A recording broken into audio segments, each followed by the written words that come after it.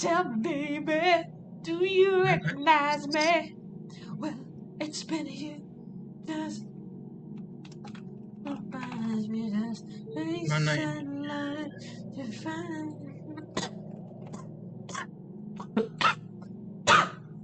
I am live. Yes. I'm finally in love. You never fool me again. But we send love with the fire in the gun. A man go. Be a Oh, the weather outside is frightful, but the fire is so delightful. Itu yang mana? And this is a good place to go. Let it snow, let it snow, let it snow. What about this stuff to mine? But the world is so horrifying. And since we give it on down low, let it snow, let it snow, let it snow. Udah, gue lupa abis itu. Okay, I'm live. Iya, I'm already live. Udah lah, I've been live. I mean, Yes. kan last Christmas I gave you my heart. You gave it away. Did you save me from tears? I gave it to someone special. Mana ini invite ya? My God. Udah. Oh, udah ini. Belum kah? Belum. Invite. Udah belum? There we go. Udah. Let me jajal dulu. Keep my distance, but you still catch my eye. Tell me, baby, do you recognize me? Well, it's been a year. It doesn't surprise me. And Christmas, I wrapped it up and sent it with a note saying I love you. I meant it. Now I know what a fool I was. But if you kiss me now, I know you'd fool me again. Last Christmas, gave you my heart, but the very next day, you gave it away. This year, save me from tears. I give it to someone special.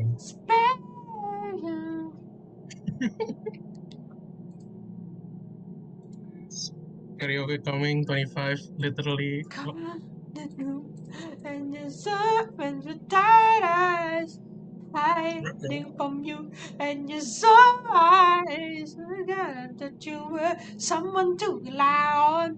Me, I guess I was shoulder to cry on, a face on lover with the fire side, a man undercover, but you tore me apart. Oh, now I love you never feel again.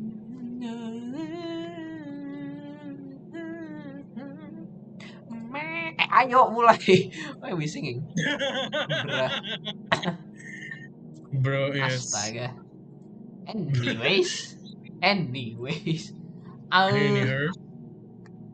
Okay, hello everyone. Welcome back to the stream.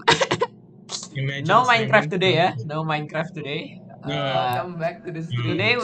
Today we're doing something that we have not done in a while. Soalnya minggu kemarin ya gitu ya. Okay. Today we will be continuing SCP readings, SCP file declassifications. I am joined by my host and my co-host, the one and only Rana Red.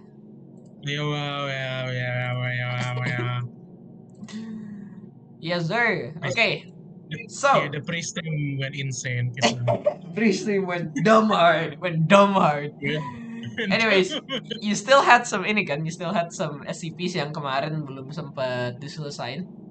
Apa? You wanted to read them, cuman kemarin belum sempat gitu. Yeah, we have agak kemarin I would say kayak A little too much gitu. Also, Well, chat, big news ya kan? Big news. Red oh, finally has it pen tablet. Yeah. yeah, big dub. Oh, Big dub orang. this dub. I can draw dumber now. Oh, Let's go. Oke. Jadi mau SCP berapa dulu nih? SCP uh, berapa? we need to open the garbage bin first. we Oke. gotta, Hah? we gotta check. Oh yeah, We the gotta, garbage bin. we Astaga, gotta I check. forgot. Wait, which SCP is that? You're at 7884. 7884. Okay. Yeah, shit. So we gotta check it out. We gotta do randoms. So, I'll say this one. 7884. I'll just go randomly here and this one. 884. What the? Okay. This Sebentar. one is. Let me open it. Hold on, let me open it. Okay, this. Insert controls open. I'm gonna pick this one. Not. Boom. Okay, I got it. Did you get something? Let me see. What I got? Review that one. Sure. I got it.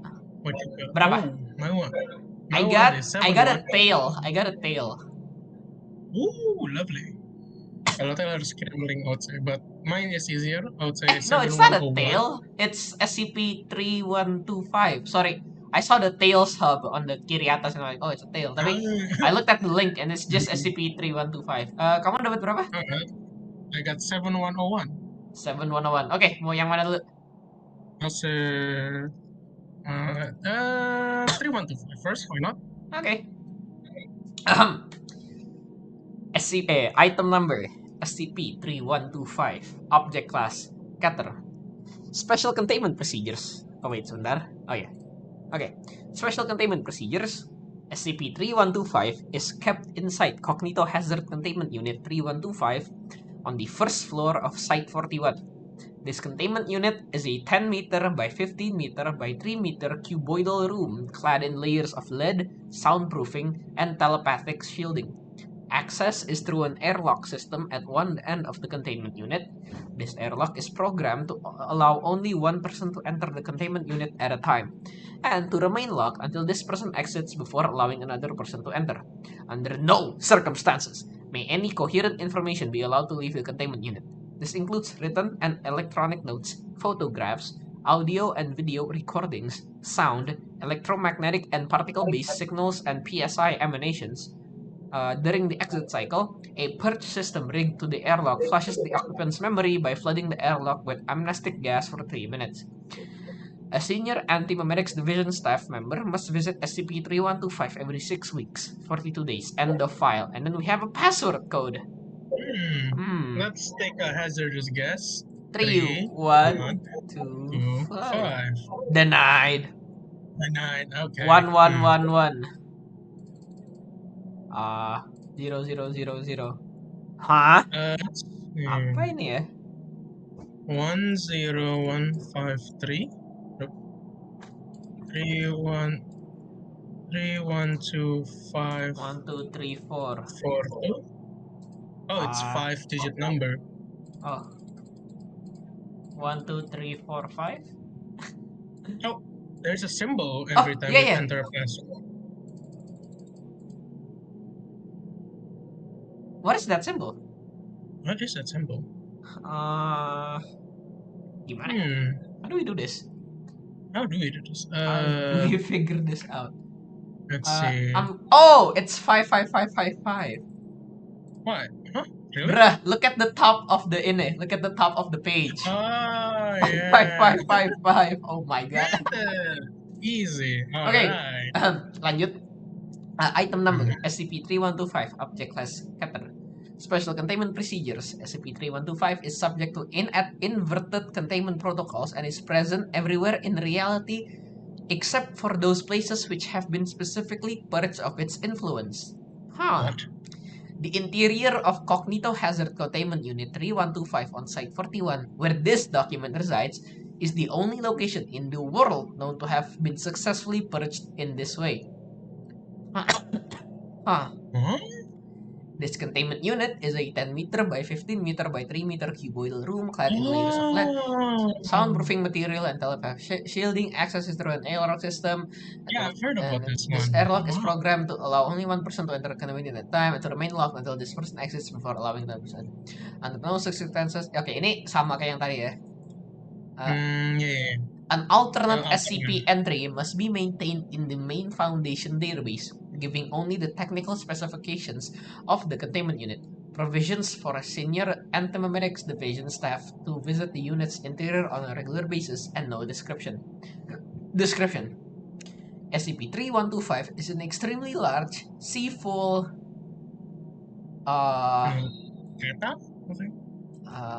it links to SCP-33. Which is... What is 33? I don't know. Nanti. Oke, lanjut. C-full blank dimensional fractal topology attachment 13. Highly aggressive, anomalous, metastasized meme complex originating externally to our reality and now partially intersecting it. 3125 is adapted for survival in an idiotic ecology considerably more violent and hostile than our own. Here, air quotes our own, refer to human headspace, the set of all ideas which humans have or are biologically capable of having. So the noosphere, ya kan?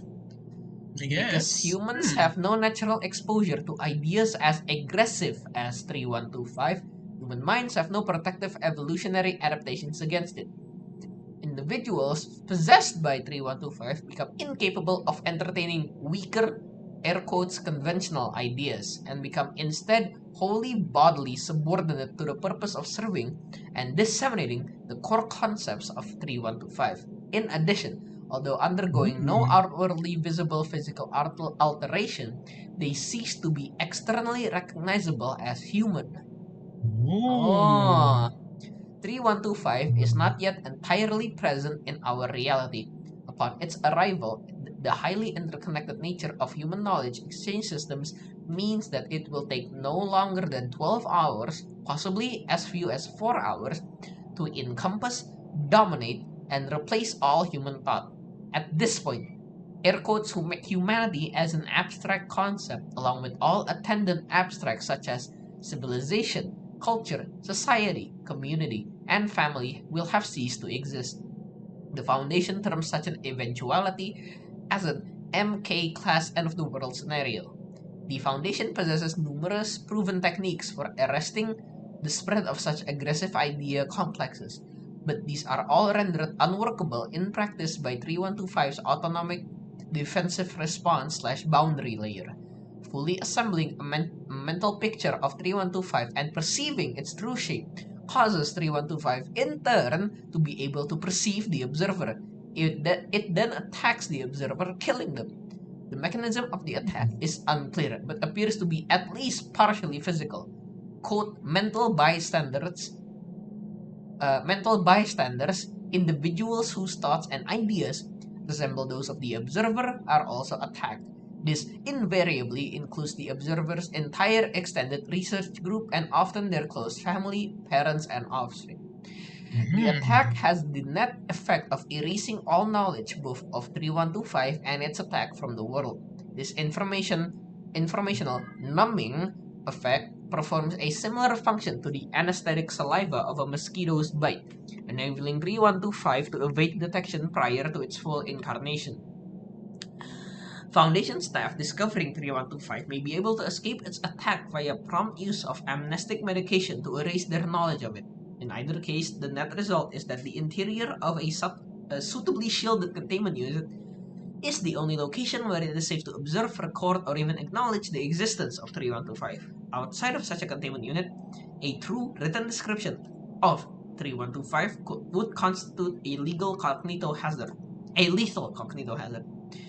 3125 could be effectively neutralized using a machine proposed by the late Dr. Bartholomew Hughes called an irreality amplifier. See schematics attachment 129. However, as well as requiring tremendous material resources, This machine could not be constructed without its builders understanding why it was being built, which would require an understanding of 3125, which would prove fatal to the project. No means of neutralizing 3125 using only the resources in this room is known. History.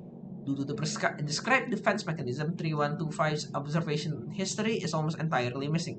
In particular, it is unclear exactly how this containment unit came to be built and how these containment procedures were established.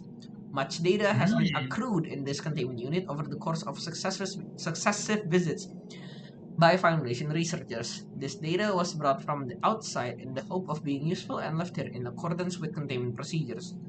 In addition to this database entry, the reader will find multiple electronic copies of the Foundation database, academic datasets of all kinds, and extensive public news archives. Okay, so it's like, okay. As is to be expected, much of this data is not germane to the topic containing 3125. Nevertheless, correlation and analysis by successive visitors has allowed the following facts to emerge. Although 3125 is not yet fully present in our reality, its indirect effects / foreshocks, for example, SCP blank tapi ininya aneh, SCP plus blank, are easily discovered by any well-equipped memetics research project. Memetics research is, today, a much diminished science from when it was at its peak in mid-2008. There exist more than 400 institutions pursuing research likely to uncover 3125, including government agencies, military branches, private organizations, independent laboratories, university research projects, and notable amateur groups. Many of these were GOIs or internal divisions within GOIs. None of these groups still exist except the Foundation's Anti-Memetics Division. Almost nobody in the world is consciously aware of this decline, and explanations for the disappearance of these groups have not been forthcoming. Simple deduction gives that all of these groups eventually discovered 3125 and were consumed by it, and that this is, in fact, the inevitable fate of all component memetics research. The Anti-Memetics Division persistence is attributed to its specialist training and its ready access to reliable amnestic medication. Despite this, the Division too has shrunk considerably in recent years, from a reported staff of well over 4,000 people in 2012 to, as of September 2015, only 125 staff members. This figure is on track to reach zero before the end of 2015. Over the same period, the Division's physical worldwide presence has similarly shrunk, from a network of sites and smaller outposts on every continent to a single site, Site 41 in particular. The Division's headquarters at Site 167 are now missing from the Division's collective memory and presumed neutralized by 3125's concealment response. Addendum. Further analysis of the available data. Kok ada interview? Iklan kah? Oh, advertisement. Sorry. Further analysis of the available data, specifically architectural diagrams of Site 41, Attachment 38, indicates the existence of a second containment unit on Site 41 conforming to the same basic design philosophy as this one. This second unit, SO41B300000, was built 210 meters below ground level. It features identical broad-spectrum information cladding, but has more than 1,000 times the volume of Cognito-Hazard Containment Unit 3125, along with an amnestic airlock large enough to ingest a 20-foot equivalent unit shipping container. Information relating to the date of construction and purpose of SO41B300000 is absent from Foundation records and is presumed to have been deliberately erased. The unit itself is hermetically sealed and has been for an indeterminate period of time. Regardless of SO41B3000's intended purpose, it, like any such containment unit, is capable of acting as shelter from 3125. Addendum 2. Oh, ada lagi? Okay. And the rest, hopefully, is blindingly obvious. SO41B3000 was originally constructed to house a long-term project to construct Hughes' irreality amplifier. While that's been going on, the rest of us has been fighting an unconscious war in order to buy time. We have been losing, but losing as slowly as humanly possible. The time we have bought is now up. It's an extremely bad sign that nobody inside SO41B3000 has broken the seal yet. There is no ground left for us to see, and there are no more bodies to throw into 3125's maw to slow it down. clock is here, ready or not. I am going to go to... Oh, ada ini lagi. I am going to go to SO41B300 and use the machine. I think I can get the information out through the airlock. I think I can get to the vault alive. This was the plan. It's become garbled in the retelling because of variables, but I knew that this was my plan, because I know myself. What else could it have been? Standard procedure is that I have to tell you what to do next if this doesn't work. That's the asynchronous research covenant. I don't have a good picture of who you can even be. Reading this and alive in your scenario, there is no machine. Hughes is missing. I'm dead. The site is ruined. How'd you even get in here? Can you be Foundation? Are you conscious? Is there a single word of this which you comprehend? You live in a world bathed with 3125. That's the last condition. I can't help someone who doesn't exist. Marion Wheeler, Chief of Antimemetics, November 30th, 2015. Addendum 3. There's more. I found your body. And finding your body was a powerfully disorienting sensation for me. I don't mind admitting, I used to know a Marion. During the brief period in which I knew her, she wasn't one to admit defeat as easily as you. Still, that was a long time ago. Far be it from me to tell you your business, but I fear you've missed a trick. From the evidence I can see, this was never the only Anti-Memetics Division site. There were others. I can imagine they're now all effectively invisible to most passers-by. Of course, just like this one, but I presume that they, just like this one, still physically exist. Your plan, I think, was in place for longer than you know. And since you weren't at liberty to retain its details, you put it into action more than once. There is another vault fitting the description, truck-size amnestic airlock and all. S167-001-6183.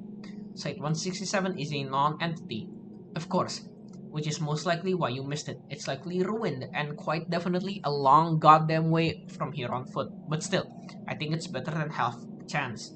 I could die on this boondoggle too, naturally, as the world has become seething of a horror show of late. In any case, I trust that anybody following in my footsteps and reading these additional words will have this presence of mind to pursue the same basic strategy. Still existing, despite everything. Adam Wheeler, Interloper, May 4th, 2017. Awesome. Interloper? What does that mean? Okay, you wanna read the tale apa gimana? Ada tale-nya? I'll read the case of color green. Okay, go ahead. It's the same. Okay, it's the same in the same description. SCP-3125. You're kidding. You're kidding me. That's the whole entry? Hello? Red? Yo, Wheeler? No, you're Wheeler. That you itu masih kamu. That's still you. No, that's the whole entry, Wheeler says. It isn't even the 50th strangest thing Pokemon has seen in the database. No, I think oh, it's two people. Okay. Yeah. Yaudah, I'll be a Paul, you be Wheeler, okay? Alright. It isn't even the 50th strangest thing Pokemon has seen in the database, but still. No description, no acquisition report, no test log, no addenda, no clue who built the unit, or when, or how many times it's been visited, or who carried out the previous visits, or what they took in with them, or how long they were in there. Well, obviously, Bart Hughes built the unit, Wheeler says, and this cannot be denied. The man's signature style of containment architecture is recognizable a mile away. Sleek, white, plainly impregnable without the aid of extremely heavy tools. I think that's you. Yes, Tommy, which makes it at least 7 years old. That's 60 visits or more. I guess there's a good reason for the rest of those omissions. Anyway, Timer Watchdog says it's time again. I don't like the idea of you routinely exposing yourself to a cognito hazard so dangerous that we can't even write the reason why we can't write it down. Kim says. Especially because it's impossible for us to recover any usable information this way. You're going to go in, be incommunicado for 2 hours, and come out a smiling amnesiac. What do we gain from that? It's just a breach risk. Wheeler hears every word of this and elects to ignore it all. There's a vague shape of familiarity about the entry as written. There are few word choices which reassures her, in an intangible way, that it was written by someone who knew that they were doing this, possibly her. Kim still talking. We should just scrub that last line from the database entry. There can't be anything good in that room. Wheeler puts her keycards in their slot. The airlock rewards her with the green LEDs and begin to cycle open. It's built as a slender vertical cylinder with a single opening. The entire thing rotates on its axis. Inside, there's barely any room for a single person to stand without their soldiers touching the walls. What are you thinking? Kim asked. Wheeler ducks to step in, turns to face him and shrugs. A stick of gum. I can get you field gear. Kim says as the airlock begins to rotate open again, emitting a low, quiet hum slowly from the as an audible warning that there is a machinery in motion. We'll raid inventory. Give me 15 minutes and I'll turn you into a one-woman war. If Wheeler says anything in response to this, it's cut off by soundproofing as the airlock rotates. Kim is left alone in the antechamber. He stares at the outer door for a worried moment. He presses his ear into the door for a while, but hears nothing. Not even a faint tremble from the airlock mechanism. Star. Inside, it's pitch dark for a few seconds. Then some unseen sensor detects Wheeler's presence and brings the fluorescents up. Half of them, anyway. The other remains inert or flickering aggravatingly. The room's interior walls are made from milky white glass, bulletproof, knowing hues, and plastered with paperwork, tape and blue tack in vaguely coherent masses. And that where there is no paperwork, people have drawn directly on the walls in marker pen. There's a conference table, long and elliptical, covered with more paperwork and tangled with laptop computers and serpentine power supply cables. Power is returned to the machines and they're slowly booting. A data projector warms up and shines map of the world over the far wall, almost lining up with Network scribbled indentation on the same wall. Post-it notes of all colors litter the carpet like autumn leaves. Other than that room is empty. Skimming the paperwork, we'll discover nearly all its handwritten and must chart the progress of conversation. Most of the entries are dated and signed, and most of the dates are weeks apart. The conversations are panicked and fearful, back and forth about dozens of SCPs, some of them anti-memetic in nature, but none of them are obviously related to one another. None of the notes mention SCP-3125. The only name Wheeler can recognize is Saron, which appears on 1 on 10 or 20 of the notes. The notes seem authentic and the handwriting is hers, but her notes also seem desperate and uncertain in tone as everyone else's. This unnerves her. There are diagrams on the walls too, which are too complex to decode at a glance, but complex enough to make her eyes hurt to look at them. Still lost for logical entry, point of data, Wheeler curses all of her references. Asynchronous research, whereby the research topic is forgotten entirely between iterations, and discovered over and over. It is a perfectly standard practice in the anti-memetic division. Her people... fuck, hang on. Gulo pa niya rin music. Oh, damn. Hang on, there we go. I know I was missing something. Okay. Where was I? Anti-memetic division. And her people ought to be better trained than this. There should be no obvious sign, document, read first, which makes sense, and rest a primer. Marion, it's me. Wheeler recognized the voices around. She moves toward the table. She finds the laptop making a noise. There's a video playing, apparently recorded on the laptop owns camera in this room. The man Wheeler in the video is seated and looks unfamiliar in a way which takes one watching a moment to put a finger on. Not exhausted, not sick, not physically injured. She's seen herself that way before, in the mirror. If someone's willpower is gone, she's beaten. You've guessed already that 3125 is not in this room, she says. In fact, this is the only room in the world where 3125 is not present. It's called inverted containment. 3125 pervades all over reality, except for volume, which have been specifically shielded from its influence. This is it. This is our only safe harbor. The room represents the length and the breadth of the war. Every competent anti-memetic research project finds 3125 fingerprints sooner or later. It manifests in all over the world, in thousands of different forms. Most of them aren't even anomalous. Some of we already have cataloged separately in the main database. A very small number of them are even in containment. Impossibly virulent cults, broken arithmetic, invisible spider as tall as skyscrapers, people born with extra organs which nobody can see. That's the raw data. Those manifestations are troublesome enough to deal with their own rights. The villain video casts around. Pick up a bright green felt-tip pen and a blank piece of paper. She begins drawing to a shape which isn't visible from the camera's perspective, while still talking. But once you get a little further down the road, you start to see your patterns emerging in data. You need to have the training in memotic science, but once you have the training and you have the data in front of you, it takes the next little extra amount to rearrange those data points in the conceptual space and draw a contour through them. Those data points are points on 3125's hull. Those manifestations are the shadows it casts on our reality. You link 4 or 5 different SCPs together in a single shape, and you see it, and it sees you. She's still drawing. It's detailed. She doesn't look up, and her voice is distant, almost as if she's narrating the tail end of a frightening children's story. When that happens, when you make eye contact, it kills you. It kills you, and it kills anybody who thinks like you. Physical distance doesn't matter. It's about mental proximity. Anybody with the same ideas, anybody in the same headspace, it kills your collaborators, your whole research team. It kills your parents. It kills your children. You become absent human-shaped shells running holes in reality.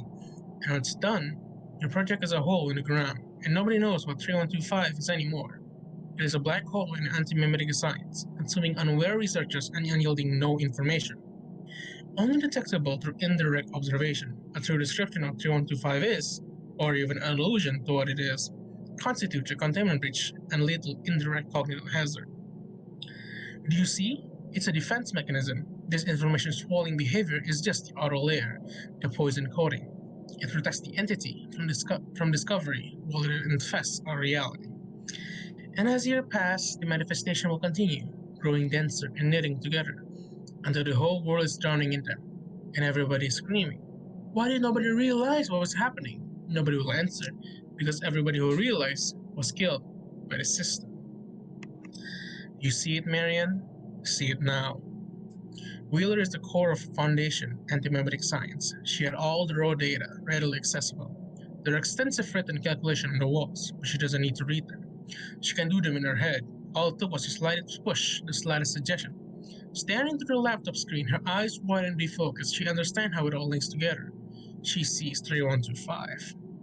She feels dwarfed by it. She's encountered terrible, powerful ideas before at every level of memetically and subdued them or even recruited them. But what she's picturing now is on another order of magnitude. What she knows to be possible. Now that she knows it's there, she can feel it cosmic radiation, boring holes in the world with thousands of manifestations, and freely laying waste to anybody who recognizes the larger pattern. It's not of reality, not of humanity. It is higher, worse place, and it is descending. The other Wheeler presents her finished diagram. She has drawn a mutated, fractally complex grasping hand with 5-fold symmetry. It has no wrist or arm, just 5 long human fingers pointing in 5 directions. At its core, there's a pentagonal opening, which could be a mouth. But the diagram is already there. It's plastered across the wall in the background of the video. Plain as day, a meticulous collage in green, easily 2 meters in diameter, and showing the same meme complex to 100 times the level of detail. There are smaller diagrams in different elevations arrayed around it, like spores. And its arms spread wide enough to surround the seated Wheeler, who sits directly in front of the mouth with her back to it. Wheeler, watching, does not realize this, and does not turn around. How do you fight an enemy without ever discovering it exists? The Wheeler in the video asked. How do you win without even realizing that you're at a war? What do we do? 7 years ago, there are more 400 anti-memetic groups worldwide. Government agencies, military branches, private corporations, university projects. Many of them were GOIs or subdivisions of GOIs. We were allied with most of them, though we were at spearhead in an anti-memetic coalition, which spanned across the globe and thousands upon thousands of people. None of those groups still exist. The last one ceased to exist sometime in the last 72 hours. 3 years ago, Foundation Anti-Memetic was an organization of more than 4,000 people. Now, it's 90. There's no war. We've lost this war. It's over. This is the mopping up operation.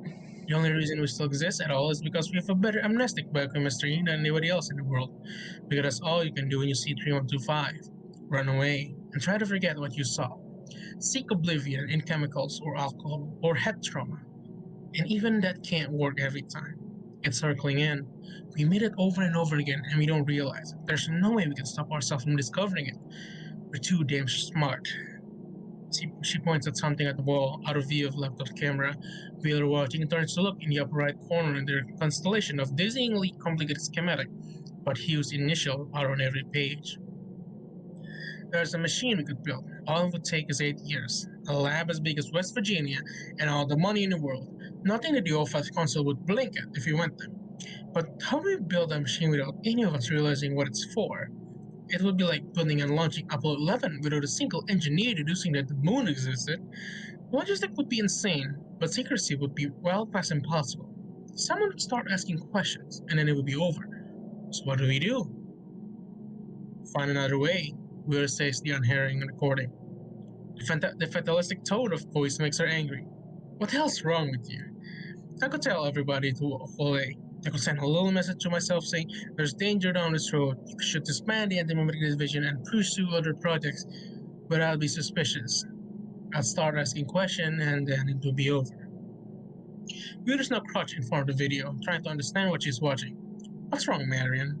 Are you okay? I could kill myself in here, the recording says. But my team would find 3125 without me. And then they had to fight 3125 without me. It's going to happen soon, whatever happens. In the next 2 months at most. This year, it will be over. I may die in here anyway. I'm on so many amnestic drugs that my endocrine system is shutting down. Taking amnestic at the same time is the chemical equivalent to trepanation. I don't remember the last time I slept without having a nightmare about Adam. I'm starting to forget whether 4987 is the real thing or just a number I gave to my life. You're not like this, Wheeler whispers. You're stronger than this. What happened to you? Who's Adam? I don't know how we survive this. I don't know how we win. We're the last one in the world. After us, there's nobody. Wheeler shakes her head, not believing it. So I'm done. I'm gonna walk out this door and forget who I am, and I'm going to be you, Marion. And you troll have to figure a way out of this, because I can't. She gets up and moves off screen. She can be heard breathing deeply. Her speech is starting to distort. God, my head's hurt. I think it's starting from the inside. There's a sound of door opening, and a piercing pulse of sound and light, which terminates the recording.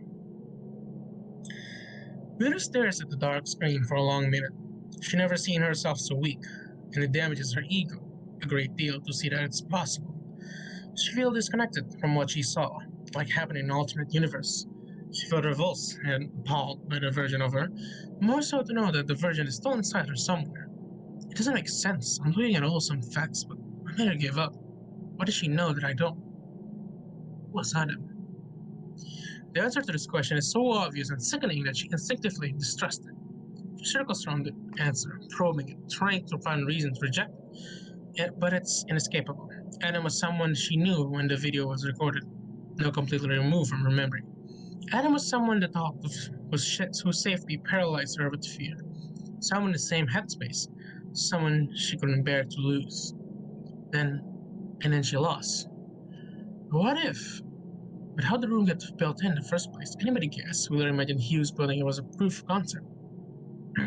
Followed by a cascading series of lucky chances which led to becoming the war room. Someone discovered 3125 at random while sealed in the room. They wrote notes to themselves which set up a skeletal, external SCP database entry and the containment procedures. Most of the paperwork and the room hardware was left behind later by visitors. It could have happened. But what if there's another room? Unbidden, a cute factoid come back to her right then. 41 is completely vacant. In particular, 200 meters below 41, there's an empty heavy engineering lab. An underground complex the size of a hockey stadium, self-contained, in a pristine condition, totally disused, sealed up, original purpose forgotten. Nobody has entered a living memory, but built who knows how many decades back by a dead generation of anti-mimeticists. But if that's where we built our weapon, do I really believe I'm not that smart? My team and I had so much foresight that we got that lucky? She turns to look at the airlock, running the numbers in her head. Anti-mimetic division staff, other than me, 38, 42 days until the next iteration. That's past the end of the year. It'll be too late. If I leave this room now, I'll never be back. The plan I have now is the best plan we're ever to be. We're the last one in the world. After us, there's nobody. Kim is so deeply burned to work at his terminal, and the airlock is so quiet that he almost didn't notice when it started to cycle open again. We need to check you for notes. He begins, but then he sees Marion Wheeler curled up in the bottom of a narrow cylinder, panting as though she's finished a marathon run. Kim holds her hand out, but she shakes her head, electing to stay lying down, knees bent up to her chest, sucking down lungfuls of air. What in the world happened in there? Kim asked. You just need to breathe. You okay in a second? Oh, I think I blacked out for a moment. Might have inhaled some. I think I'm okay. I remember the plan. Kim looks confused and worried for a second. Then they replace him. You shouldn't be able to remember anything. What did you do? Hit my head, Wheeler says, and goes back to concentrating on her breathing properly. She suddenly becomes acutely aware that Kim is effectively cornered. Disliking this configuration for reasons which she only gradually putting back together, she levers herself up to one shoulder and tries to stand. Kim's put a hand on her shoulder and pushes her back down. You look terrible, he says. There's something with your neck. Do you see that? He points at her throat and taps the same spot on his own. What? On your neck. And if you've been infected by whatever was in there, we need to act quickly. He reached for his keyring and threads a Swiss Army knife and unfolds a short gleaming blade. He does this in such a methodical orderly manner that Wheeler almost forgets to react, where he leans down towards her to cut her throat. Almost. He grips his wrist. They flock in that moment. A tableau. She looks into Paul Kim's eye, but it isn't his eye anymore. She squints, wondering if she's making eye contact with it, but a hole in the space. She feels force bearing down her skull, trying to drill into it, but she knows it's a shape that means she can hold out. Maybe a few minutes. She had hope, prayed that Kim would not succumb so quickly. In a crazy little way, she thought she would be at least a sign, a theatrical doubling down as his mind was wrenched out of his socket. Kim wrists spasm as he tried to lunge with the knife. Wheeler parries a tip glance off the airlock into the rear wall with a screech. They scuffle for an awkward second, then she boots Kim in the stomach with both feet, sending him sprawling in the antechamber. She launches out of the airlock. She drives over to him, spinning away from the containment unit. She feels the 125 following her as she runs, like a spotlight. She hears the last crash in another part of sight as the first piece ceiling giving in.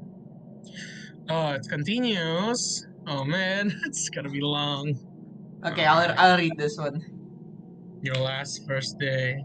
No, okay. Marion Wheeler is curled in the corner of Site 41's main freight elevator. Descending, clutching a shiny ray gun almost as long as she is tall. The gun has a two tin prong instead of a barrel, and its stock is a weirdly asymmetrical mass of pipework. More like a Swiss watch or a small intestinal tract than a weapon. The gun is SCP-7381, and it comes from a long dead planet. Not too distant a planet. When all said and done, not too distant a planet when all said and done, which conventional astronomy has yet to observe. A tornado of violence and destruction is tearing through Site 41 and through the minds of everybody working at Site 41. Ceilings are being brought down. The site pharmacy is a sucking hole at the side of the building. The armory is buried. That's why she had to go through Area 09 and is now toting anomalous weaponry instead. The Antimemetics Division operatives she meets in the corridors are all broken. Some of them curled up and raving while their minds evaporate and they die one memory at a time.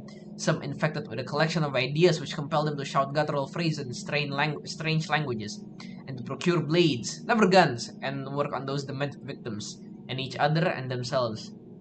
Wheeler doesn't recognize any of these people. Their faces are all wrong, torn up with hatred and misery and vindictive glee. She's been trying to avoid fighting, but she's had to kill one man in self-defense, fired at his heart. SCP-7381 simply erased a half-meter wide cylinder of matter, removing his upper torso and lower jaw. He fell to the ground in 4 pieces. SCP-7381's beam is invisible, silent, and recoilless. It was like using a child's toy gun. Wheeler is petrified, but more than that, angry. It's too much, she says out loud, willing her heart rate back under control. I can't deal with this. I shouldn't have to deal with this. It's my fucking first day. But how much sense does that make? Wheeler studies her reflection in the dark glass of the elevator control panel, and she tours the interior of her own skull, examining her thought processes. There are hints there, which would be difficult to articulate to someone who didn't know her as well as she knows herself. She isn't thinking like a newbie, she's instinctively breaking the problem apart, the way an experienced Foundation operative should. Hell, Anubi wouldn't even know how to carry out a detailed psychological self-examination of this kind. Anubi wouldn't even think of it. Anubi would just suffocate. The first thing it did when it saw me, She explains to her reflection, was eat everything I knew about the division, and then everything I knew about it. If I had a plan, it ate the plan. But I'm still me, so I can come with the plan again. It's already right in front of me. I just need to see. If I were me, what would my plan have been? She scratches absently at her left wrist. Taking some hardcore monastic drugs would have been smart first step, I guess. She mutters. Enforcing my mind so I can erase the rest of the stuff. Damn! The nearest source of amnestic medicine is the site pharmacy, but it has already been destroyed, and in any case, the elevator is headed down away from it. No, stop, the pharmacy has been destroyed? How do I know that? Well, because she was there. She remembers finding the pharmacist crushed to death beneath a fallen medical cabinet. Her skull, an unrecognizable splatter of scarlet. She remembers the floor being torn away beneath her feet and only barely making out of that portion of the building alive. She remembers a modular package colored safety orange with an enormous black Z on it. Her heart nearly stops at this. Oh God, what did I do? She remembers the dozens of warning signs covering the package. She remembers the 3-factor authorization procedure she had to follow to get it into the sealed container where it was stored. She remembers the centimeter-thick book of medical advisory information, which she discarded. Enrolling her left sleeve bag, she finds a fresh needle marked with a speck of blood, and remembers administering the injection. This was my plan? If that's what it takes, this is what it takes to fight 3125? I've killed myself. Class Z amnestics are the last word in biochemical memory fortification. Class Z amnestics permanently destroy the subject's ability to forget. The result is a perfect eidetic memory and perfect immunity to arbitrarily strong anti-mimetic interference. The dose is taking effect now. Wheeler didn't read the book because she already knew every word of it.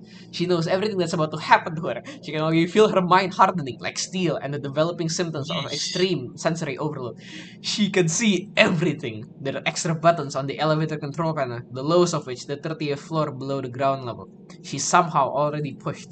The walls of the elevator are covered with graffiti scrawled by the desperate and dying, people whose conceptual presence was eradicated from reality years earlier by the Alistair Gray anti-mimetic kill agent, reducing them to the level of ghosts. In one corner of the freight elevator, there is even a half-corpse, unidentifiable, so many layers are removed from reality that not even flies can smell it.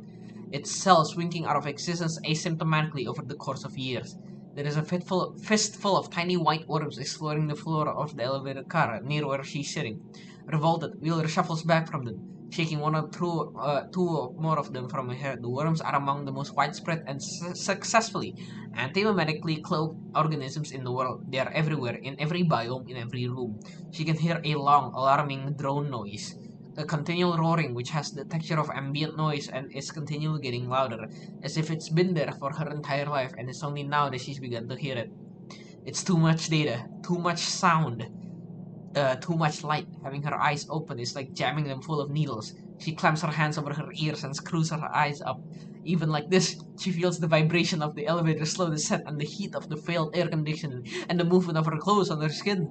And meanwhile, her vision I lost it. Oh, sorry. And meanwhile, her vision is flooding instead of with what could be hallucinations. The human sensorium routinely generates huge amounts of data, and the human brain is adapted to discard almost all of that data nearly immediately. Altering the brain's behavior to retain that data is extremely dangerous, even for very short time spans. Wheeler takes one hand away from her ear, for just long enough to punch the metal wall of the elevator car, bloodying 2 knuckles. The pain gives her a focal point, a memory which screams a little louder than the rest.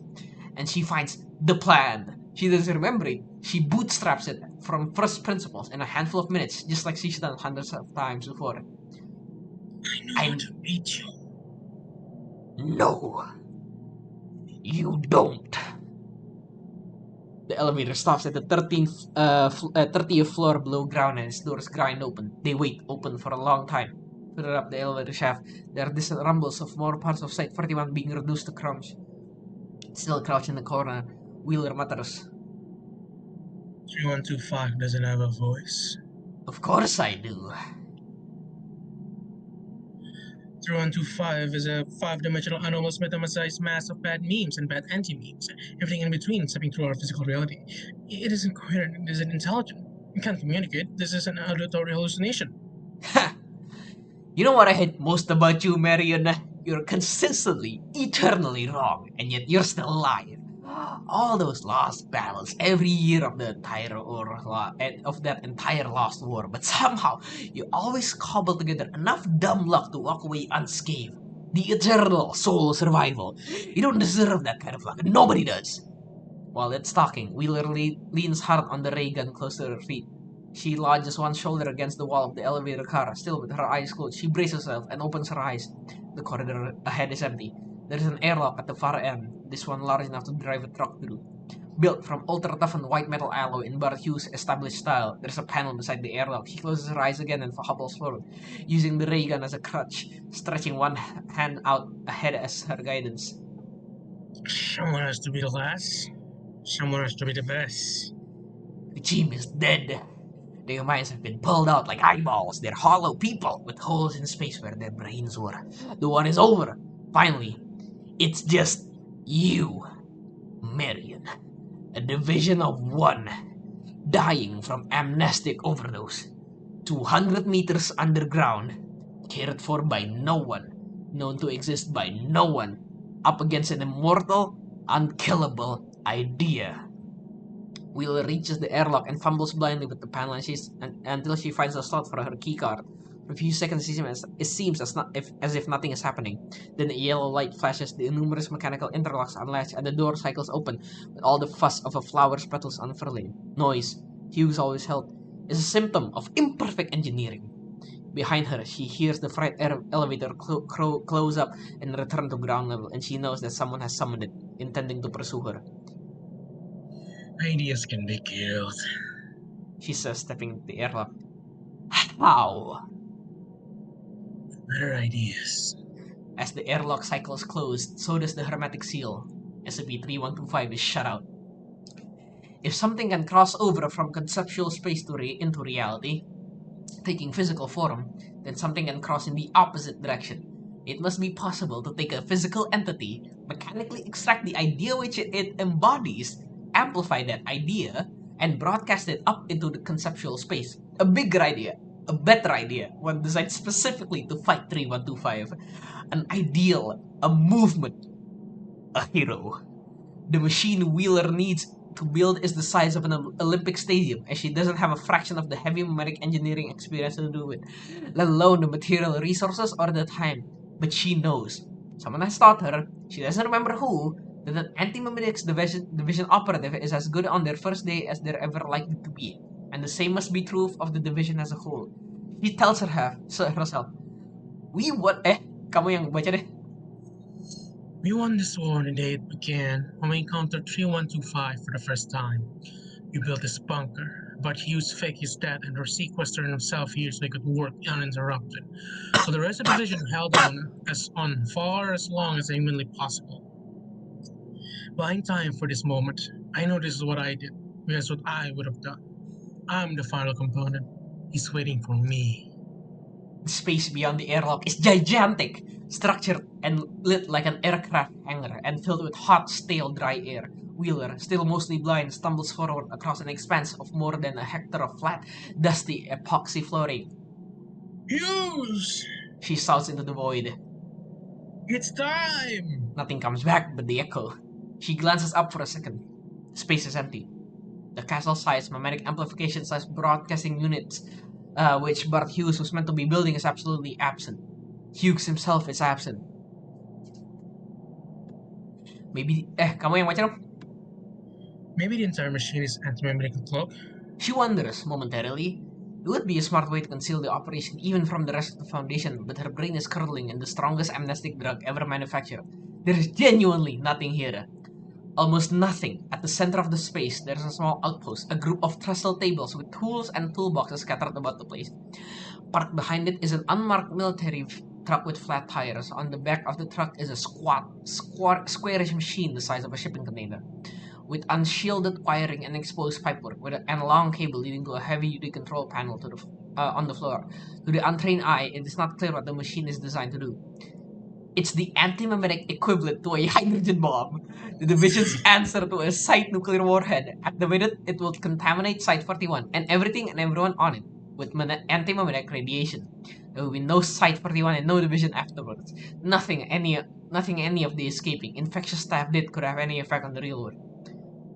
It's the wrong machine. It can't destroy or contain 3125 or even injure it. All it can do is sterilize today's outbreak. The other symptoms will persist 50 or 10 or 5 years from now. Or maybe 1 year, or maybe tomorrow. 3125 will return, bringing with it its MK-class end-of-the-world scenario. Human civilization will be entirely eradicated as an abstract concept and replaced with something unimaginably worse. There will be no one to fight it. Wheeler leans there on the ray gun for a long moment, the pressure of information in her mind continuously increasing, reaches a point where she can't take it anymore and she starts to break. The Class Z has been in her system for long enough now that she knows that for a fact she has irreversible brain damage. There is no antidote. She'll be lucid for another hour, then spend the remaining 2 or 3 hours of her life vegetative. That's right. She thinks. It's almost a It's relief. almost a relief. This is good. This is right. I've survived too long. I forgot what universe this was. For a while there, I thought maybe this was the universe where we win sometimes. The agony in her head is like an ice axe now. She drops the ray gun with a clatter, sinks to her knees, lies down, and waits for either death or a better idea. A being superficially resembling Paul Kim arrives at the outer airlock door. It examines the airlock uncomprehendingly for a few moments, then finds the keycard slots. It hunts methodically through Kim's pockets, then remembers the keycard around its neck. The airlock cycles once more and not Kim goes through. Behind it, the freight elevator is returning to ground level a third time to fetch the rest. In the next room, the being which is not Paul Kim finds Wheeler, unconscious, with the ray gun dropped beside her. There is also a military truck, which it disregards. Not Kim lets its keycard fall from its finger and scoops up the ray gun. For a moment, it contemplates the unconscious Wheeler, then examines the gun itself, remembering how it works. It turns back to face the airlock and fires, punching fat cylindrical holes in the white metal of the inner door until it's gone. Then the outer door too, breaching the hermetic seal. A faint smile returns to Nat Kim's face as SCP-3125 and its familiar comforting signals flood into the bunker. A dozen more non-people are arriving by freight elevator, former Anti-Memetics Division bodies. I found her, Nat Kim calls out to them. It drops the ray gun where it's standing, as if it simply forgot that it had been carrying anything, and pulls out its knife again. Holds the knife between two fingers, in a casual, offhand sort of way. It was as if it were to hold a pencil or screwdriver. The infected non-people gather with Not Kim around Wheeler, looking down at her with alien expressions of disgust, pity, or malice. Why isn't she opening up properly? Someone asks. She can't meet them unless she wants the signals. Start with her eyes, says someone else. It'll make the rest of her easier to correct. Not Kim leans down to start work, then hesitates. Its knife a few centimeters from Wheeler's eye. She's whispering something, so quietly that only it can hear her clearly. Oh, so quietly that only it can hear her clearly. None of this happened, Paul. She says. You and I never existed. There's no anti-mimetic division. There's a sharp click as the bomb finishes its powering up sequence. Nobody in the room can hear this but Wheeler. Nobody in the room can perceive the bomb but Wheeler.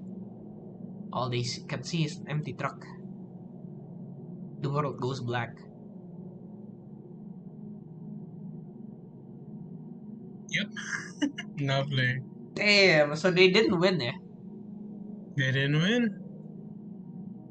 Damn.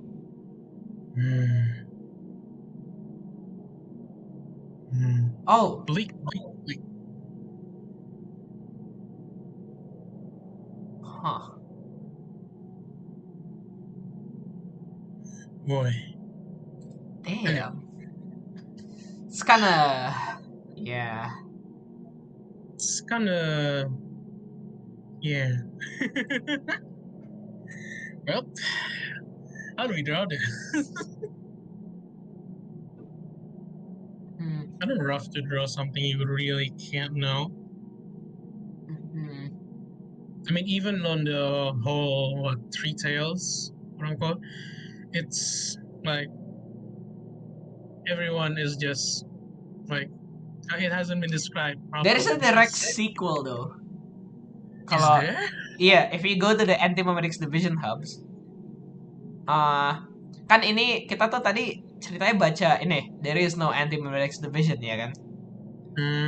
And then there's 55555 by QNTM, which is a direct sequel to There is no Anti-Memetics Division. So there is lanjutannya ada, lanjutan 3125. But I don't think we have the time. We don't. We have to go lanjut. Boy. Oh, Adam Wheeler. Wait. Hmm? Go back to the ini. Oh, on the 3125? Oh, Yeah, yeah! Adam Wheeler. Who the hell is Adam? Oh my god, this is so deep. There's so much. So much low. Yeah, oh.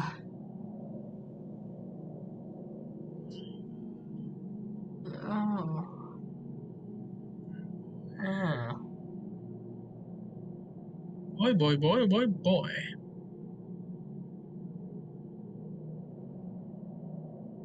Hmm.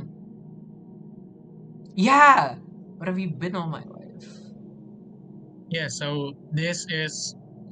So what Oh we. my goodness, Yeah. lanjutannya. Yeah, okay. So let's stop right here for this one ya So it's maksudnya. yeah, we stop this part. I'll put a pin on it. That's so good though. That's such a good story though. Holy shit. It's a good, there's a long story here. Yeah, I think you did it. Next time, maybe we'll dedicate an entire stream to reading everything. Yes, about learning what the anti-memes are. Yeah. For now, what the hell do we draw? I don't know. I'm Fucking, gonna draw the fucking champion of a woman, fucking yeah, Marion Wheeler. I'm gonna draw the description. I guess.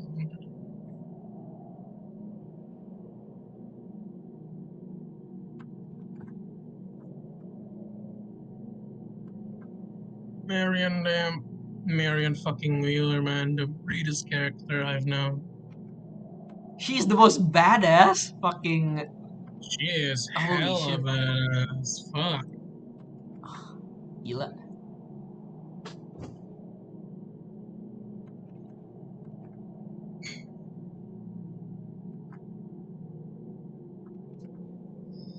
Bisa gue gerakin sih. Ah.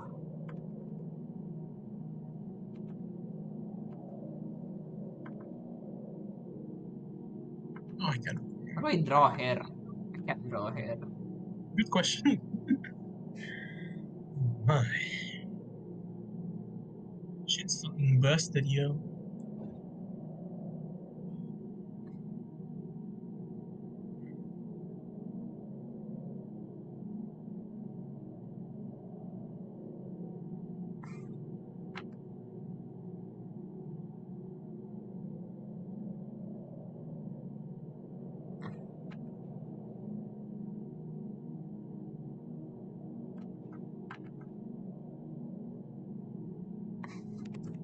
Damn. Marion Wheeler. The most badass motherfucker I've ever read.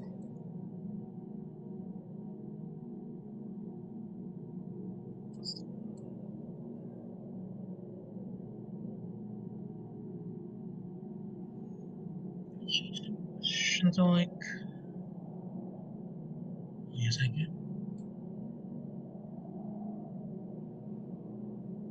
Whoa, you're drawing the ini ya. Yeah, the quote unquote entity.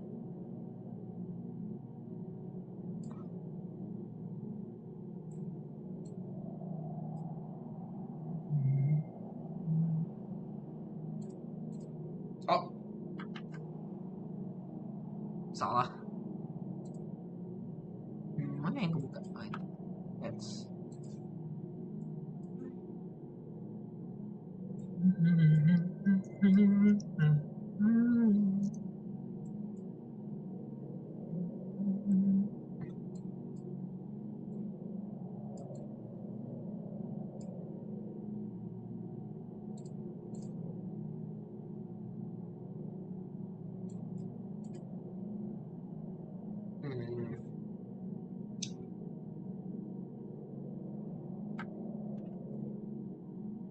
Marion Wheeler. You most badass. Oh my god, you're drawing that so good. The brush is good.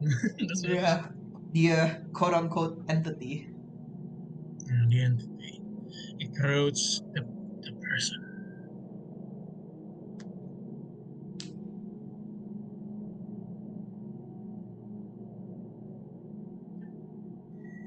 That's all?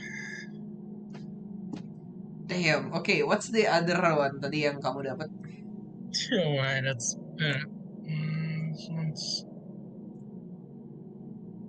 okay. The other one is 7101.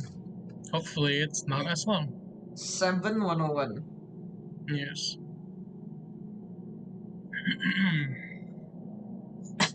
Misfortune. Is it? Ooh. 7101 kan? Alright. Alright. Yes, yes. Go ahead. Right. Notice from storage and records and information security administration.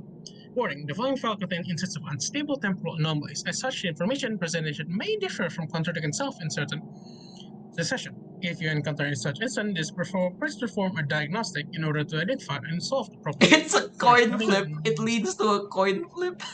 Alright. Heads or tails? Let's see. Ah, heads. Okay. I got tails. Okay. Or I got heads, I forgot. But, bro. Alright.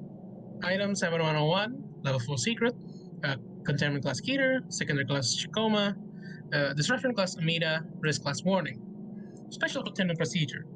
Ongoing efforts are being made to coerce the major world governments to minimize the number of situations involving important outcomes being decided by random happenstance, including but not limited to betting on future events, all forms of lottery, raffle offense, casinos, name draws, and other similar occasions, all of which have been projected to be outlawed by 2042. What? Hah? Okay, nggak boleh gambling, I guess. No, I want gambling! No, nggak boleh. Misinformation of campaigns have been established, targeting all cultural groups that in some way will elevate the existence of luck, effectively removing any traces of said concept. The etymology of synonymous words and replacing such concept and words with foundation-approved semantics. A full audit of important foundation equipment is to be performed once a year, affirming the stability and function of all such devices. Foundation personnel assigned to any important task are undergoing extensive training and preparation via the usage of simulation technology. Failure to complete an action is in a satisfactory manner is to be met with repeated experience of such technologies. A description. 7101 is a deific. What the fuck? Yeah, deific. Alright, a Keter class today, huh? 7101 is a deific entity simultaneously presiding near all sentient entities, capable of warping the action, outcome, or reality of affected organism in their favor or in spite of them. 7101 is entirely invisible and intangible, however, may observe via minute traces of intangible invisible residues, 7101-1, left behind false effect, which is noticeable by steady manifestation of thoughts related to luck, in either positive or negative instance. Hardly, 7101's motivation, if there is any, are unknown, as 7101 has been observed to have evolved various subject of groups inconsistently and contradictorily, with no known correlation between such events. As a result of this, has shown slight extreme benefit and inconveniencing with substantial margin of all sentient entity life. 7101 is intrinsically linked in concept of luck or fortune, which is superstitious for belief describing a random event that are either favorable or harmful to an individual that occurs by chance, rather than by earning or choice. This belief has been important in human society, often being promoted in the media, culture, further exacerbating fucking 7101. Links to 6659. Right. 7101 is intrinsically linked to a concept of luck. Wait, udah. Additionally, instances of 7101 have been known to radiate more effectively around certain objects are totemic to 7101, including severed rabbit paws, a clover with 4 leaves, shamrocks, horseshoes, Japanese mannequin nail figures, coins found on the ground, and gemstones of various kinds. Such items generally radiate beneficial instance of 7111. However, such item will cease all effects on individuals with higher cognitive resonance value, CRV, than 4.2. Discovery. Temporal anomaly detected. Please run a diagnostic before continuing. Okay, whoa. Okay. Gimana? Alright. You do it. Alright, I'll do it. Diagnostic. What do we got? We got tails. Okay. Tails. Alright. Tails. Offset 1.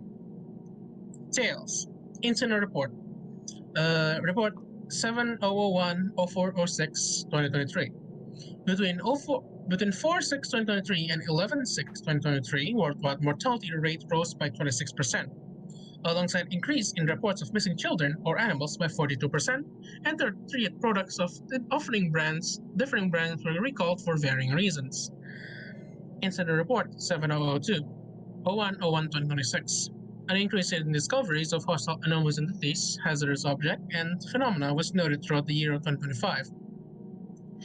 More than were found in 2024, but around 12%. Additionally, total estimated costs of containment for new contained anomalies increased by around 7%, resulting in several necessary budget cuts and cost-saving measures were being taken, including the closing of certain low-importance sites, less funding being put into experimental scientific field, 6200, and additional privileges and responsibilities being placed upon the commissioning department, to account for this instance increase. Incident report 703-2809-29. At around 9:12 AST PM, monitoring person attached to 0506 showed their heart rate drop to 0. Fatal. It was later found that they have suffered cardiac arrest while playing with their infant child in a clandestine safe house. Attempts to resuscitate them failed, as the on-site defibrillator were damaged, sometime prior awaiting replacements. Incident report 7004-0903-2032. At around 16:28 p.m., Site 19 was raided by the force of several hundred operative OGOY-006 Chaos Insurgency. Despite great efforts led by the on-site task force and security personnel, the site was lost to the group, and the majority of contained anomalies were either stolen or destroyed. The site was then closed after retrieving all possible personnel or items, which were then dispensed among other sites. Post-recovery, 4 members of the group were found to be within the facility. They were interrogated, revealing that the secret agent within the group was stationed in a separate facility and found a copy on an uncensored Site 19 dossier. After bumping into Site Director, both dropped their documents and the dossier were unintentionally switched in the ensuing confusion. Okay. Discovery. 7101 was discovered after notable increment rises in incident 2022 to 2032, occurring due to random chance led the Foundation to begin making more intensive observation of subjected places where such incidents took place. During this investigation, Director Roofhouse noticed a repeating factor in observing areas of interest, that is mention of luck, and summing up such incidents to particularly negative instances of luck. After witnessing 8 instances of investigative personnel referencing this, Dr. Roofhouse found a correlation between those affected and their cognitive resonance value, CRV, being lower than 6. After contacting Director Natasha Stefanov and the Department of Cognitive Hazard, the cognitive hazard were found to be in a localized exact area affected by 7101.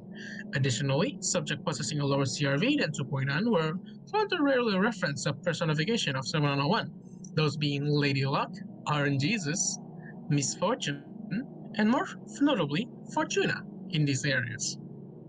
In the reference of Fortuna led Director Roofhouse to contact Director Caleb Tannenbaum, which caused alarm in the Department of Second Resurgence events. Oh wow, there is a lot of... Okay, footnote. I think number 1 or whatever.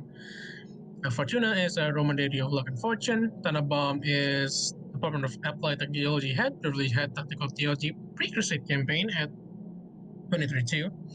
Second resurgence of Fen is the Crusade campaign 2022-2032, a period in which deific entries and icons from various cultural mythologies manifested, requiring incredible joint effort from the Foundation and the GOC to conceal, contain, and neutralize such entities, which was only heightened after the usage of Absderdel, which ABSDRDel, which is, oh my god, a bare-barely sub-reality deific entity identifier, a notably crude construct used to be confirming a deific status and origin input entities and phenomena.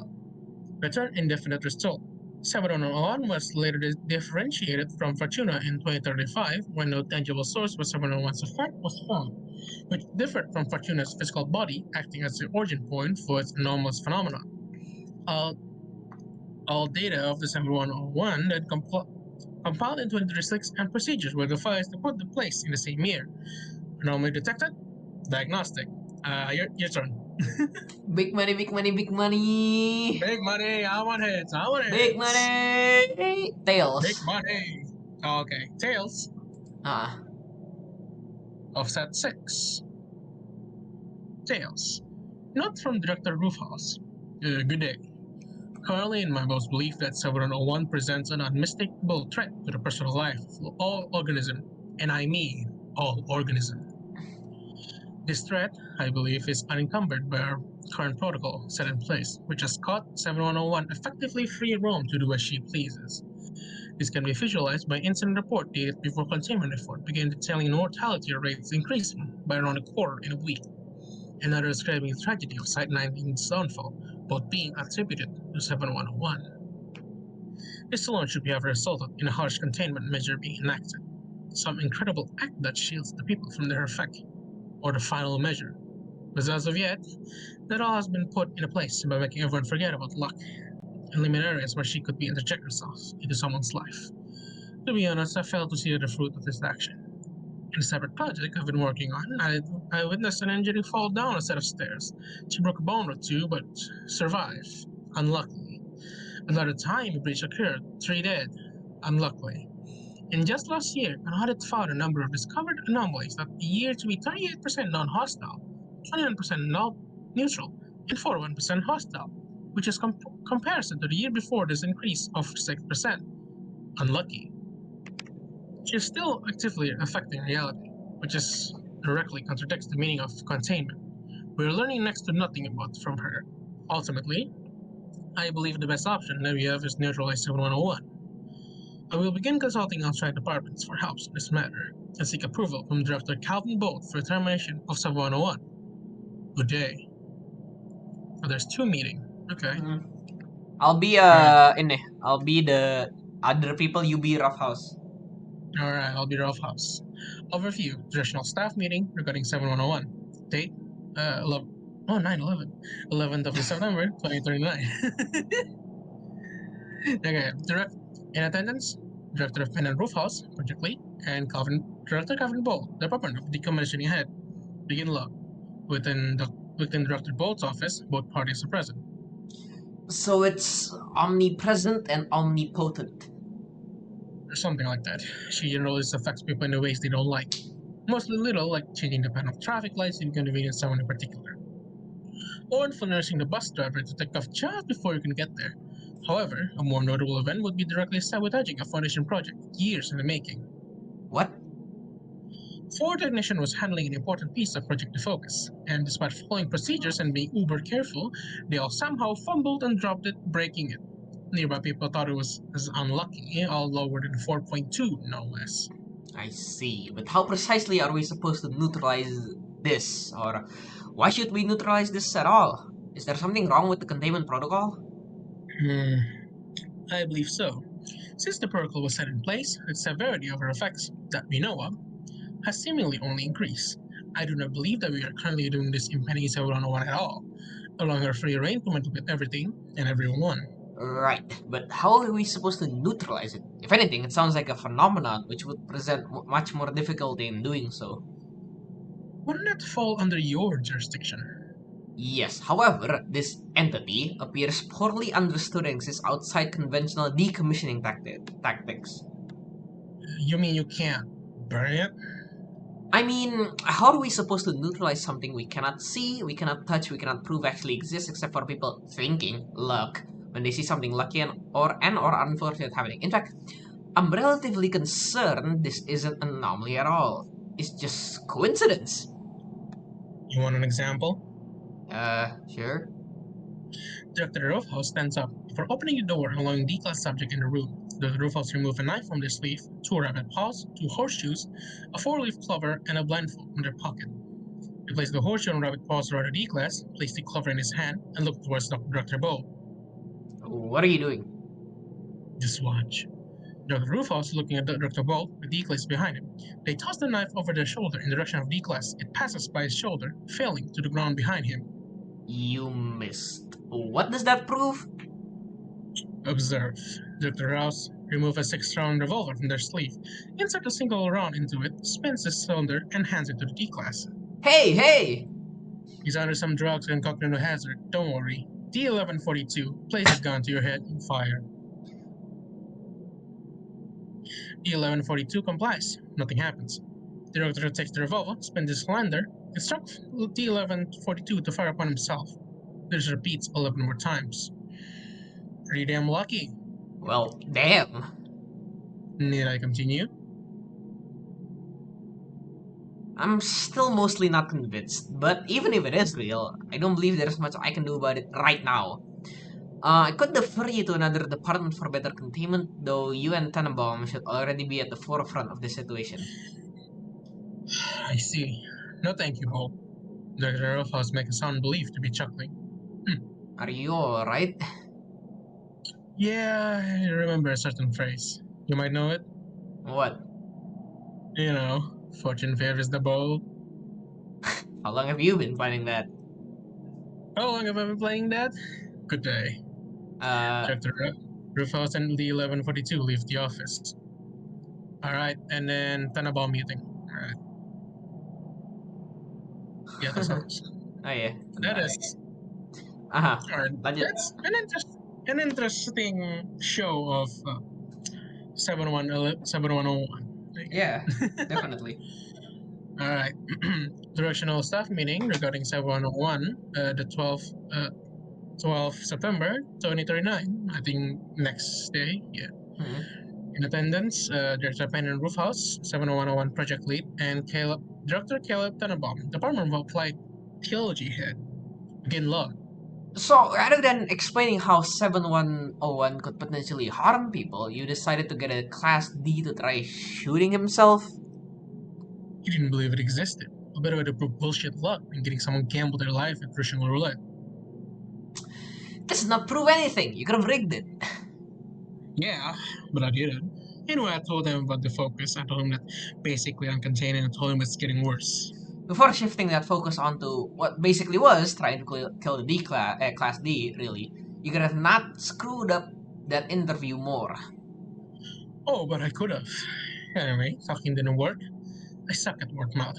That's part of the proposal to take the threat 7101 proposed and turn it in. He did bring up a valid point, though. What do we really know about this thing? She's a deity. We can't see her. She creates goop that people think it's lucky. But why? We don't know. But besides, the intention is irrelevant. Her actions are harming people. We should look into what it is before taking action. I mean, what if killing it turns out to be a mistake? I can't see how it would be. Exactly. We do not know what we are dealing with, and it may result in us being worse off than before. And what do you propose as we do? Richards isn't getting us anywhere, and neither is containment. Take up Director Bolt's advice. Consult more departments. I represent the Department of Theology, and this one has me stumped. Maybe folkloristics? Maybe. I'll get some people together, see what I can do. There you go. Now I'll be off then. And I'll be assembling some people. Good day, Caleb. Good day, Pendant. Director Tannenbaum leaves the room. Well, shit. Diagnostic time! Diagnostic time! Me time. Also, I'm really sorry, tapi... I think this is cuman bisa ini deh habis ini. Like if this is a long one, I think this is the last one because I can't go more than jam 10 buat streamnya maksudnya. Alright, no, So it's not. I do apologize. Yes, we got tails. Mhm. Alright. Again? Yeah, 3 times? Wow, wait a minute. I, Wait a minute. Astaga, makmanya aku tutup. Bentar. I know, right? Okay, that's odd, Oh, Huh. what the heck?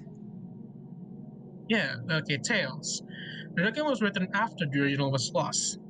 As such, displayed information may be inaccurate or incorrect. Efforts are being made to recover a lost document regarding the anomaly. Mariah Jones, Director of RISA. 7101, Level 3 Confidential. Containment Class. Tiamat. I think that's like a couple level above. Yeah. Disruption Class Amida, Risk Class Critical. Safety Combat Protocols. Operation Black Cat. Efforts are being made to minimize the number of scenarios where an outcome may be decided partially or entirely based on probability. This includes gambling of any kind, draw, sports, event, casinos, and excessive warfare. A worldwide stipulation is to be made, including instructing elderly civilians over the age of 65 to maintain a secondary individual nearby in case of emergency. Public events within an area smaller than 300 square meter having a maximum occupancy of no higher than 70 individuals. Events with different units are to work off to this metric. There is to be a maximum occupancy of 35 passengers aboard any and all aircraft and 80 aboard seafaring vessel. Additionally, no aircraft may carry cargo exceeding 200 kilograms and ships 820 kilograms. At this time, space ventures are not to be attempted. Biannual inspections are to take place within all foundation systems, structures, and equipment. The number of inspections per year may increase based on the importance of properly functioning technology at a given time. Increased financial other forms of support are put into researching, developing, and protecting people, healthcare, and prevention, science, and institution. Efforts are to be made to mass-produce copies of 500, which are to be dispensed to the public. Should development of harmful illnesses or mental handicaps reach unacceptable levels, at this point in time, should it occur, will be decided by the Ethics Committee, along with the current project level.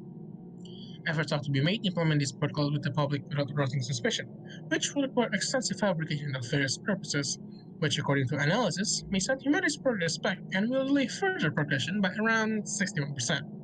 Description. Oh shit. Okay, this might be the last one.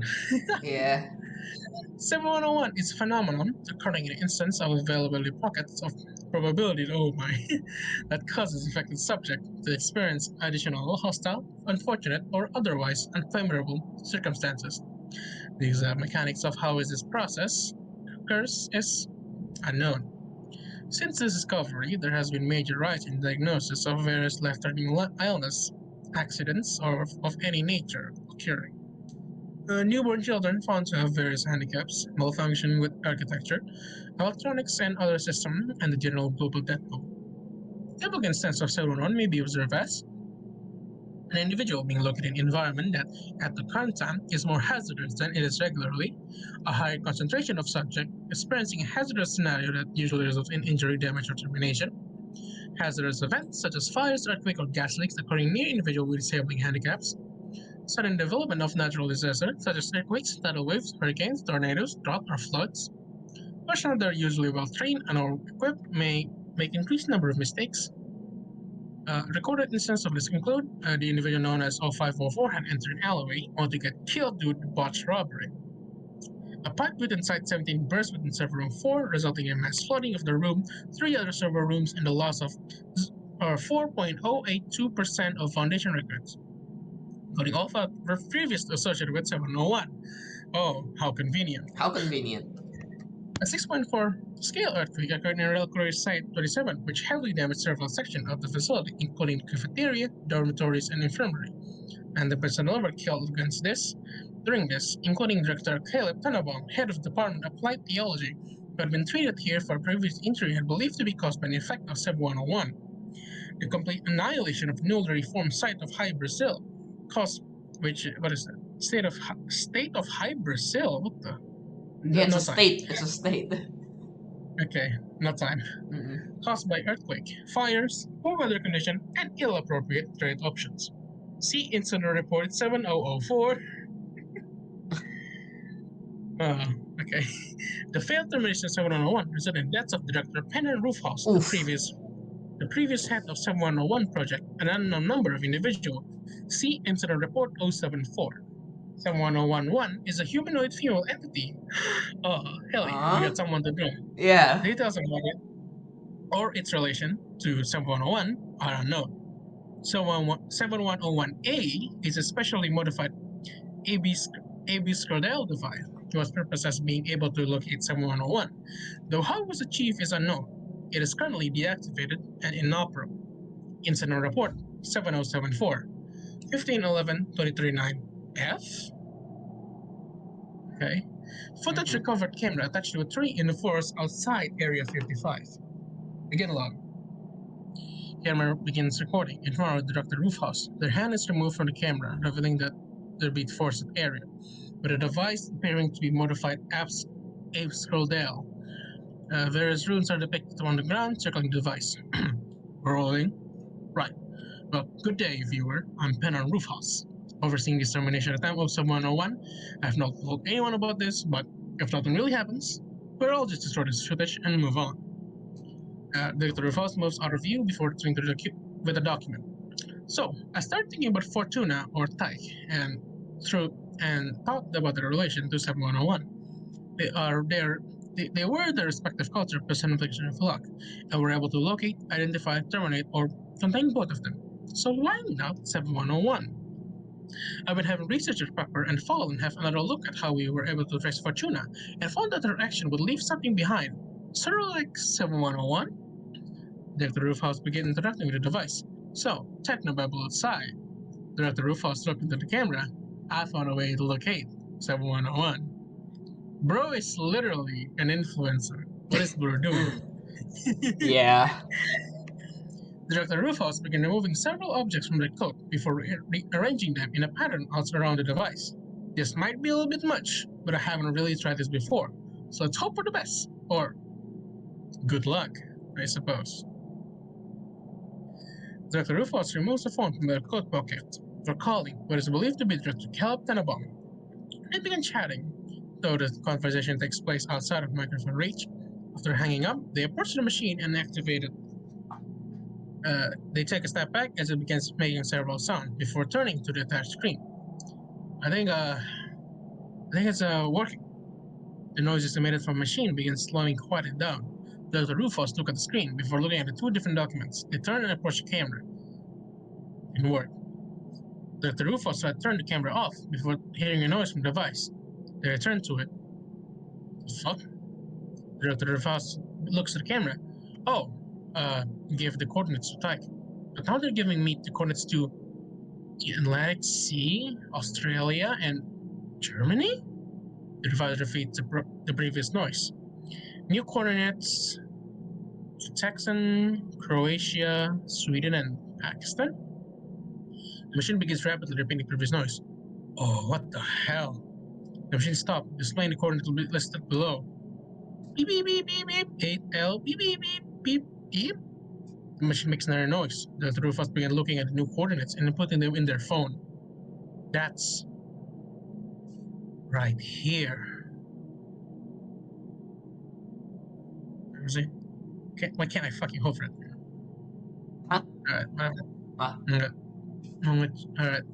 The Roofhouse looks up their phone, observing 7,000, SCP 7000, 7001, 2 meters away. Its face is partially obscured by a sheet. Hello? SCP, oh, it's 7101, what is it? I don't know. Okay, tipo, I don't know. 71011 is stationary and unresponsive. Hello? 71011 stares directly at Director Roofhouse, unmoving. Mate, you can't be here. This is government property. I'm going to have to ask you to leave. 71011 remains motionless. This is your last warning. Leave now. 71011 does not respond. Director Rufus begin approaching it before 7101A makes another noise behind them. They turn to view the panel, and a second set of coordinates, exactly identical to the previous noted coordinates, appear on the screen. Director Rufus was turned back to 7101, now seeing two instances where there was one. What the fuck? 7101A sounds off twice more before Director Rufus can turn to view it. Turn back to 4 71011 instances. Do you mind not duplicating? Carlos Santiago. What? It's silent once more. The device beeps. I'm not looking at it. The machine beeps again. Director Rufus pulls their phone out, requesting assistance from Area 55 staff. Just before they can say where they are, the phone dies. Just as 7101A sends out another alert. A rabbit is seen moving in the backyard. 7101A beeps again. A branch from a tree above the rabbit breaks and falls upon it, presumably killing it. Director Rufus turns in reaction before looking back at 87101A, 11 instances. That's a tad bit alarming. Kurt Alexander. 7101A alerts. Is that your name? And what about buddies there? Have they all got names? Peter Davidson. 7101A alerts.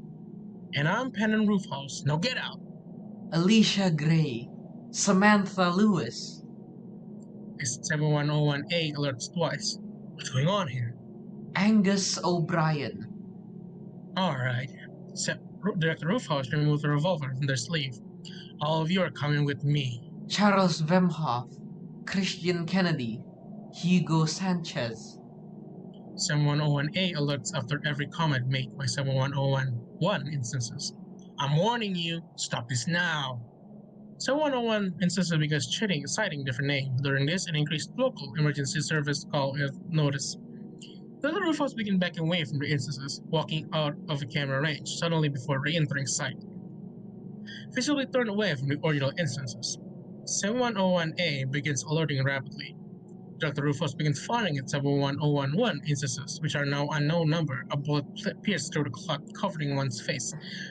It reels back momentarily before returning to its original posture. The veil covering its face is lifted, and behind it appears to be a human face of unknown ethnicity, estimated to be 20 years of age, and possessing holes where its eyes should be. All 71011 instances begin signing various names at once. 71011A alerts rapidly. That's strange. The crowd of 71011 momentarily stopped. Caleb Tenenbaum.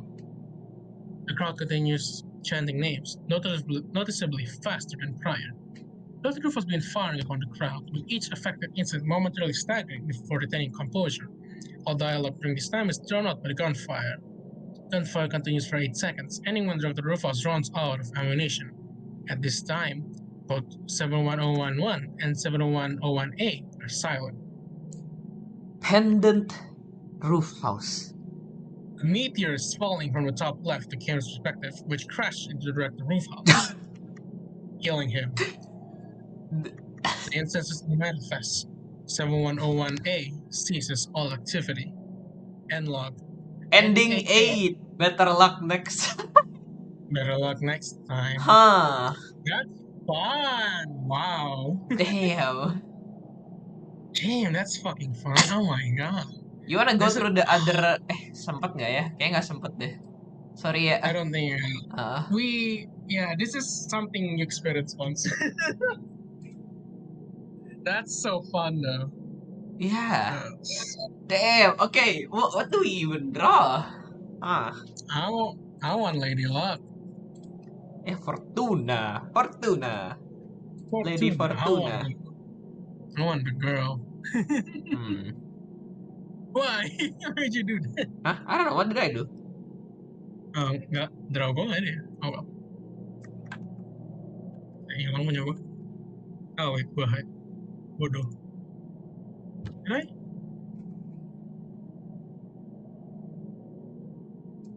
Why can't I draw here? Hang on.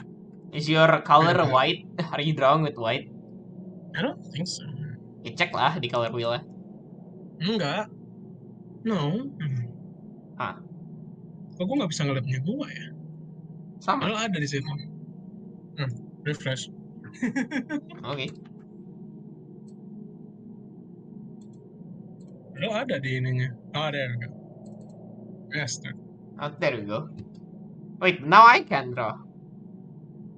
Oh.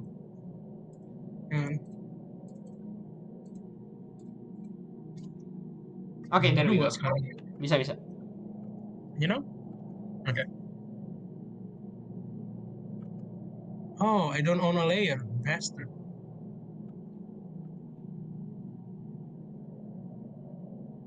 Okay, let me create a new layer then.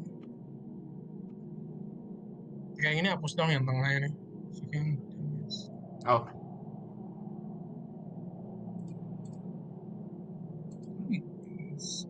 I can't. Oh, bisa.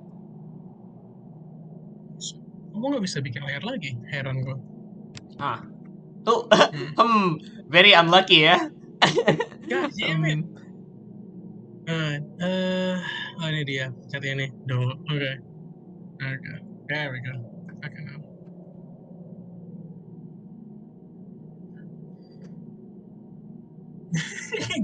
He killed by a fucking falling meteor. What the heck? Oh, salah pencet. Man, we've been getting some really banger SCPs ya. Yeah, it's always Skeeter, which is fucking hell, man. Can we? We got 3125, which fucking hell, and then we got fucking this, whatever this is. Makanya. I'm gonna draw her with a 4-leaf clover in her hand. A rabbit's foot, actually. I'm gonna draw a rabbit's foot. Okay, this sucks. Hang on, let me just. A 4-leaf clover. What do I draw? I'll draw Roof House getting fucking killed by a fucking meteor, I guess. I have an idea. So like this. Lady Fortuna. Oh. Can I not use penghapus? Oh. E.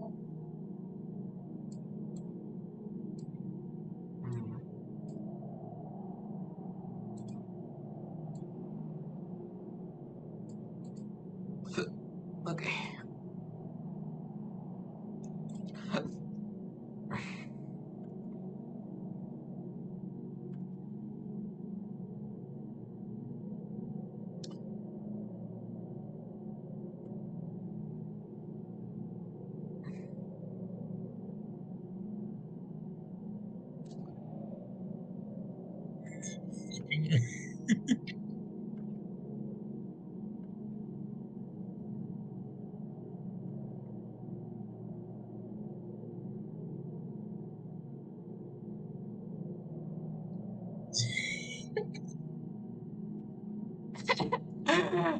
I'm drawing misfortune, asal aku tulis I curse thee and then ngadep ke si ini.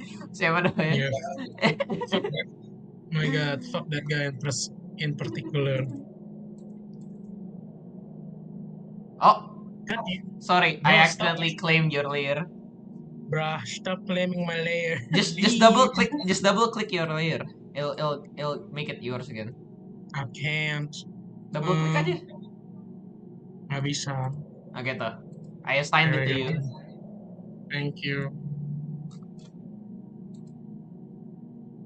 Gak usah dihapus. Tapi I can't see it. Serba salah. Ya sudah lah. Ya udahlah, that's good enough. I curse thee. I curse thee. Yes. I wanna color it actually. Bentar. I can't. Alright. I'll color the meteor. Ya sudahlah, hitam putih aja nggak apa-apa. Malas. Balai. Also on time. We need time. Yeah, on time. How do we save this again? Yeah, download aja. It should be safe di harddisk. Download and then ini. No, maksudnya buat di post ke ini. Oh yeah, download that. Hell yeah, this is. Yeah. This is dumbish. Okay. Gini. Kalau bisa minggu depan aku nanti cari waktu yang lebih kosong ya. Maksudnya kayak Yes. biar nge-streamnya bisa lebih panjang gitu. Sorry, hari ini cuma 2 jaman doang. 1,5 jam malah. My bad, chat, my bad. Yeah, I we'll know do it. longer content later ya. We'll do longer runs later.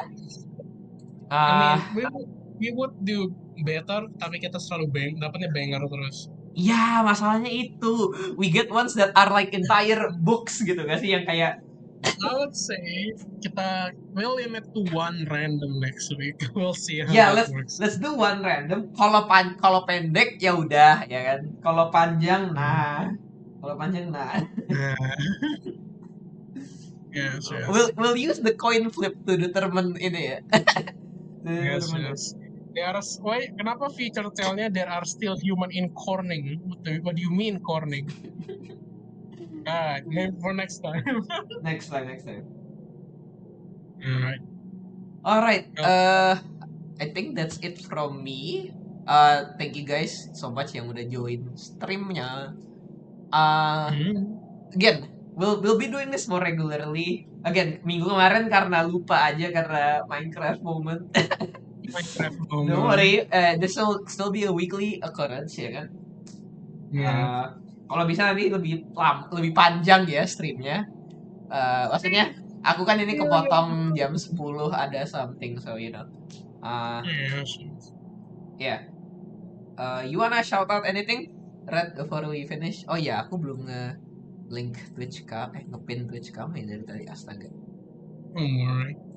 Anything to ini? I don't know. Apa ya?